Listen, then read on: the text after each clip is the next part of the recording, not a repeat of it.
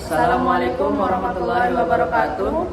Selamat datang kembali di Suara Nilai, tempat kita berdiskusi tentang hal-hal yang membentuk masa depan kita.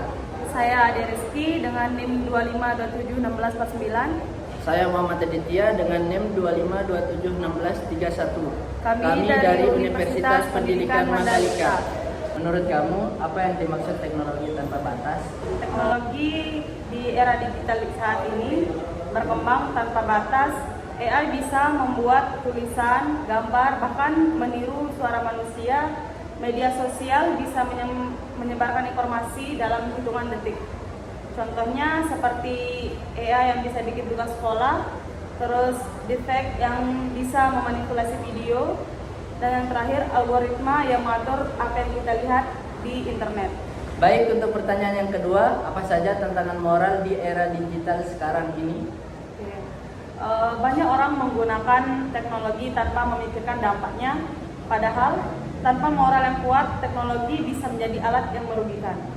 Baik, untuk pertanyaan selanjutnya, yang ketiga, apa saja peran Pancasila sebagai kompas moral?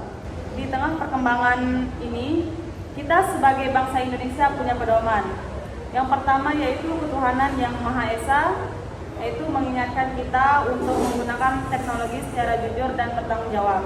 Yang kedua, kemanusiaan yang adil dan beradab, yaitu tidak menyebarkan hoax dan tidak melakukan cyberbullying.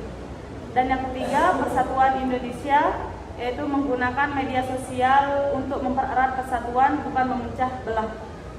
Yang keempat, yaitu kerakyatan yang dipimpin oleh hikmat kebijaksanaan, terdapat bijak dalam menerima dan menyebarkan informasi.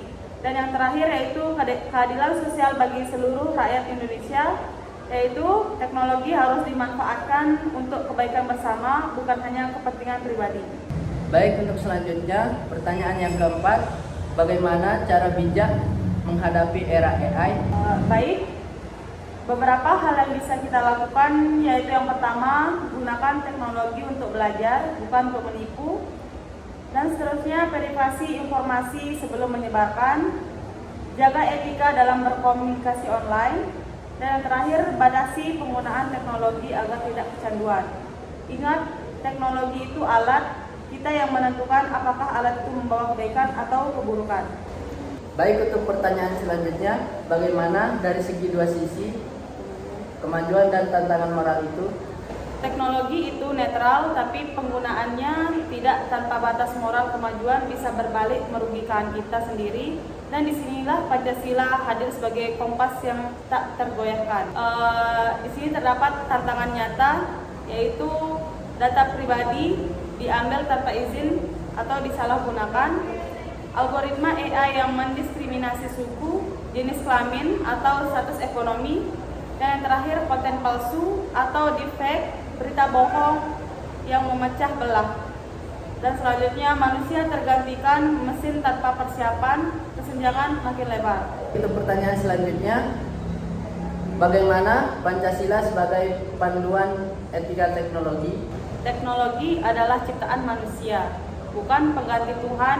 Kita wajib memastikan teknologi adalah ciptaan manusia, bukan pengganti Tuhan. Kita wajib memastikan pengembangan AI selaras dengan nilai kebaikan, tidak merusak martabat hidup secara spiritual maupun moral. Terus, manusia harus tetap menjadi pusat teknologi, bukan sebaliknya. AI tidak boleh mendiskriminasi, semua orang berhak merasakan manfaat kemajuan asasinya demi keuntungan teknologi. Selanjutnya, teknologi harus menjadi jembatan, bukan tembok. Kita hindari penyebaran kebencian hoax atau narasi yang menyatukan keberagaman kita sesuai semboyan Bhinneka Tunggal Ika. Pertanyaan selanjutnya, bagaimana langkah nyata kita semua untuk menghadapi era digital sekarang ini? Pemerintah kini sedang menyusun payung hukum, etika AI, dan peta jalan teknologi nasional. Tapi tugas ini bukan hanya milik negara, kita semua berperan. Yang pertama, pendidikan, belajar teknologi sekaligus nilai Pancasila sejak ini. Yang kedua, penggunaan bijak, tidak sembarangan membagi data dan kebenaran informasi. Inovasi, bertanggung jawab, Pengembangan teknologi harus jujur soal kelebihan dan risiko karyanya. Teknologi boleh berkembang secepat kilat, tapi batas moralitas tidak boleh luntur. Canggih saja tidak cukup, harus tetap berhati nurani dan beradab. Jadi kuncinya kita tidak perlu takut pada kemajuan, asalkan kita pandai menuntunnya. Pancasila adalah fondasi agar teknologi di Indonesia tetap menjadi pelayanan manusia, bukan penguasa yang merugikan manusia. Terima kasih sudah menyimak. Sampai jumpa di podcast berikutnya. Tetap bijak di dunia digital, tetap berpegang pada nilai leluhur bangsa. Saya Ade Rizky. Saya Muhammad Aditya mengucapkan terima kasih. Apabila ada kekurangan mohon dimaafkan.